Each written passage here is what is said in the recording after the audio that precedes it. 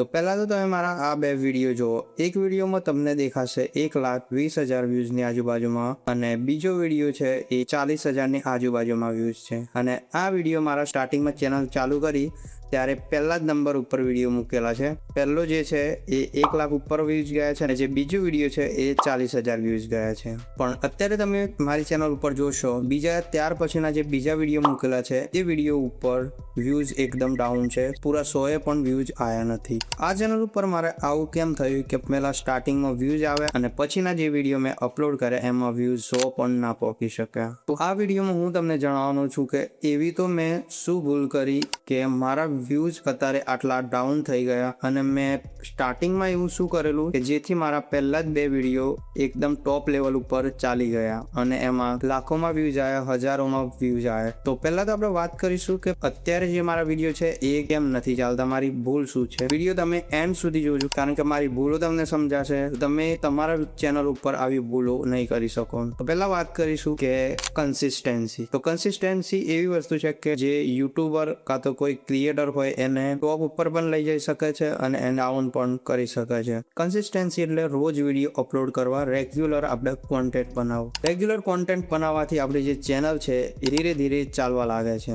મેં સ્ટાર્ટિંગમાં ભૂલ એ કરી કે મારે પહેલો વિડીયો ચાલી ગયો, બીજો વિડીયો ચાલી ગયો અને ત્યાર પછી મેં લગભગ 1 મહિનાની ગેપ, અઠવાડિયાની ગેપ એ રીતના કરીને મેં વિડીયો અપલોડ કરેલા છે. એટલે અત્યારે જે પાછળના વિડીયો જે છે એ મારા ચાલ્યા નથી અને મેન પ્રોબ્લેમ જે છે એ હું તમને આગળ કહીશ. પણ પહેલા તો આપણે કન્સિસ્ટન્સીની વાત કરીએ. હવે મારી બીજી ભૂલની વાત કરીએ તો એ છે એડિટિંગ અને સ્ક્રિપ્ટિંગ. તો મેં પહેલા જે વિડીયોમાં એડિટિંગ કરેલું હતું એ તમે અત્યારે આ જ ચેનલ ઉપર જઈને જોઈ શકો છો. એ થોડું અલગ લેવલનું એડિટિંગ હતું. એમાં મેં લગભગ એક અઠવાડિયા સુધી એડિટિંગ, એક ક્લિપો એડિટિંગ કરી અને એક આખો પૂરો વિડીયો એડિટ કર્યો છે. અને ત્યાર પછીના જે વિડીયો છે એમાં મેં એડિટિંગ કર્યું છે એવું નથી કે નથી કર્યું, પણ પેલા વિડીયો કરતાં થોડું ઓછું એડિટિંગ કર્યું છે અને એટલું બધું પ્રોપર એડિટિંગ નહીં કર્યું. હવે વાત કરીશું સ્ક્રિપ્ટિંગ. તો મેં પહેલા વિડીયો જે છે એમાં સ્ક્રિપ્ટિંગ જે છે એ એકદમ રેગ્યુલર સ્ક્રિપ્ટિંગ કરી છે. જે મેં પાછળથી વિડીયો અપલોડ કર્યા જે ચાલ્યા નથી એ વિડીયોમાં સ્ક્રિપ્ટિંગ મારી થોડી લો છે. એનાથી હું જે ઓડિયન્સ છે એ ઓડિયન્સને લાસ્ટ સુધી રોકી નથી શક્યો. એના લીધે મારા જે વિડીયો છે એ ડાઉન થઈ ગયા. તો આ હતી એડિટિંગ અને સ્ક્રિપ્ટિંગની ભૂલ. તો હવે વાત કરીશું મેઇન વાત કે જે મારા વિડીયો છે એ વિડીયો કેમ ના ચાલે. પહેલા તો મેં વિડીયો ગેપ કરીને મૂક્યા. ત્યાર પછી મેં એકદમથી જ યુટ્યુબ ચેનલને છોડી દીધી, મતલબ એના સામે જોવાનું બંધ કરી દીધું અને એ મારી મોટામાં મોટી ભૂલ હતી. જો મેં સ્ટાર્ટિંગમાં વ્યૂઝ આવ્યા અને સબસ્ક્રાઈબર મારા આવ્યા ત્યારે મેં ચેનલ ઉપર કામ ચાલુ જ રાખ્યું હોત તો અત્યારે મારી ચેનલ લગભગ બહુ ઉપરના લેવલ ઉપર પહોંચી ગઈ હોત. પણ મેં વિડીયો બનાવવાનું સતત બંધ કરી દીધું તો એના કારણે મારી ચેનલ ડાઉન થઈ ગઈ. આ હતી મારા વિડીયોના ડાઉનફોલની વાત, એટલે કે વિડીયોમાં વ્યૂઝ ના આવવાનું કારણ. પણ હવે વાત કરીશું જેની તમે રાહ જોઈ રહ્યા હતા. મારા પહેલા જ વિડીયોમાં 1,20,000 વ્યૂઝ અને બીજા વિડીયોમાં 40,000 વ્યૂઝ કેવી રીતે અને એ પણ નવી ફ્રેશ ચેનલ ઉપર. એના માટે પહેલા તો રિસર્ચ અને મહેનત, સ્ક્રિપ્ટિંગ અને એડિટિંગ આ બધું જ મેટર કરે છે. આ બધું જ કમ્પ્લીટ હોય તો તમે ચેનલ નવી બનાવો અને પહેલો જ વિડીયો અપલોડ કરો તો પહેલો જ વિડીયો તમારો લાખોમાં પહોંચી જશે. અને મેઇન વાત SEO. હવે SEO એટલે શું એ હું તમને એન્ડમાં કહીશ. SEO જે છે એ કરવાથી તમારો પહેલો જ વિડીયો વાયરલ થઈ જાય છે. હવે વાત કરીશું રિસર્ચ. તો તમારે રિસર્ચ પહેલાં તો એવી કરવાની છે જેથી તમારો પહેલી જ ચેનલનો પહેલો જ વિડીયો વાયરલ થઈ જાય. તો રિસર્ચની વાત કરીએ તો રિસર્ચ કરવા માટે તમારે પહેલાં તો રિસર્ચ એવી જગ્યાએ કરવાની છે કે જે અત્યારે ટ્રેન્ડિંગમાં ચાલતું હોય. જેમ કે મેં મારો પહેલો વિડીયો ઉમા અને જુગા ઉપર બનાવ્યો હતો. તો એ વિડીયો મેં એ રીતના બનાવેલો કે ઇન્સ્ટાગ્રામ ઉપર એ લોકો એ ટાઈમે બહુ જ ટ્રેન્ડિંગમાં ચાલતા હતા અને ત્યારે મારા દિમાગમાં એવું આવ્યું આ લોકો આટલા ટ્રેન્ડિંગમાં ચાલે છે, આટલા પૈસા કમાય છે, તો હું આમના ઉપર વિડીયો બનાવું તો આ વિડીયો મારો વાયરલ થઈ જશે. અને મેં એમના ઉપર રિસર્ચ કરવાનું ચાલુ કર્યું. એમના ઉપર ફૂલ રિસર્ચ કરી ત્યારે મેં આ વિડીયોની સ્ક્રિપ્ટ લખી અને સ્ક્રિપ્ટ લખ્યા બાદ મેં પ્રોપર સ્ક્રિપ્ટને કમ્પ્લીટલી સજાઈ અને પછી મેં વિડીયો શૂટ કર્યું. તો પહેલાં તો તમારે રિસર્ચ કરવાનું રહેશે. રિસર્ચ તમે જેટલું ડીપમાં કરશો એટલું તમારા વિડીયો સારો બનશે. અને ત્યાર પછી હવે આવે છે એડિટિંગ. જ્યારે મેં વિડીયો શૂટ કરી લીધો ત્યાર પછી એડિટિંગ કર્યું. એડિટિંગ મેં કેપકટમાં કરેલું અને અલાઇવ મોશનમાં, આ બંને એડિટરમાં મેં એડિટિંગ કરેલું. અને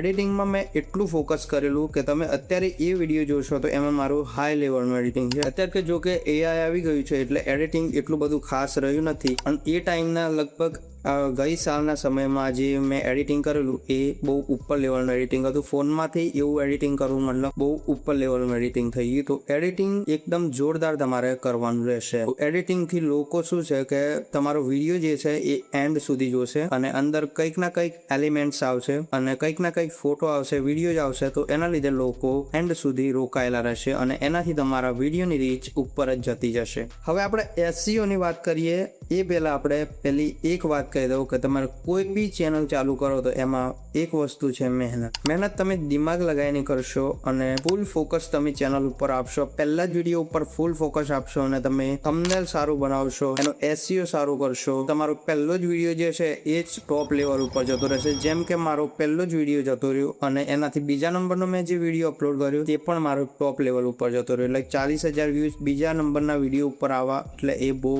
મુશ્કેલ છે. અત્યારે તમે જોશો કે લોકો 2-2 વર્ષ સુધી મહેનત કરે છે તો સિવાય એમને 1,000 સબસ્ક્રાઈબર પણ નથી થઈ રહેતા અને મારા ખાલી એક જ વિડીયોથી 1,500 સબસ્ક્રાઈબર થઈ ગયા અને એના લીધે મારી ચેનલ મોનેટાઈઝ પણ થઈ ગઈ. અને અત્યારે તમે જોઈ શકો છો કે મારી આ ચેનલ ઉપર એ વિડીયો ચાલ્યા એ ટાઈમના મારા અત્યારે $47 આજુબાજુમાં મારા ડોલર પણ બનેલા છે.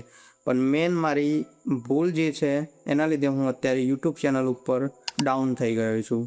તમારે પહેલા તો મહેનત કરવી જ પડશે. જો મહેનત કરશો તો જ તમે આગળ જઈ શકશો. તો હવે વાત કરીશું તમે જેની રાહ જોઈ રહ્યા હતા, SEO. SEO એટલે સર્ચ એન્જિન ઓપ્ટિમાઇઝેશન. એટલે કે તમે જે ડિસ્ક્રિપ્શન, ટેગ અને ટાઇટલ લગાવો છો તે. તો પહેલા તો તમારે ટાઇટલ એવું લગાવવાનું છે કે જે સર્ચમાં આવતું હોય. પછી એમાં તમારે ડિસ્ક્રિપ્શન પણ એવું લખવાનું છે કે જેના તમે ટેગ વગેરે લખો છો ડિસ્ક્રિપ્શનમાં એ સર્ચમાં આવતા હોય. તમારે પહેલા તો યુટ્યુબ ઉપર સર્ચ કરી અને જોઈ લેવાનું છે તમે જે ટોપિક પર વિડીયો બનાવ્યો એ ટોપિક ઉપર કેવા સર્ચ આવે છે અને એ જ સર્ચ તમારે ટાઇટલ અને ટેગ અને ડિસ્ક્રિપ્શનમાં એડ કરવાના રહેશે. તો તમારે ટેગ પણ લગાવવાના છે. ટેગ પણ એટલા અત્યારે તો AI આવી ગયું છે, તમે AI ના ઉપર તમે ખાલી ટાઇટલ નાખશો અથવા તમે એમ લખીને પેસ્ટ કરશો કે મારે આ વિડીયોનું ટાઇટલ જોઈએ છે, કાં તો ડિસ્ક્રિપ્શન જોઈએ છે, કાં તો ટેક્સ કીવર્ડ જોઈએ છે, એ તમને ફટાફટ આપી દેશે. એ તમે તમારા વિડીયોના ડિસ્ક્રિપ્શનમાં ટેગ અને ટાઇટલમાં ઉમેરી શકો છો. એટલે તમારો વિડીયો જે છે એ લોકો સર્ચ કરશે તો તમારો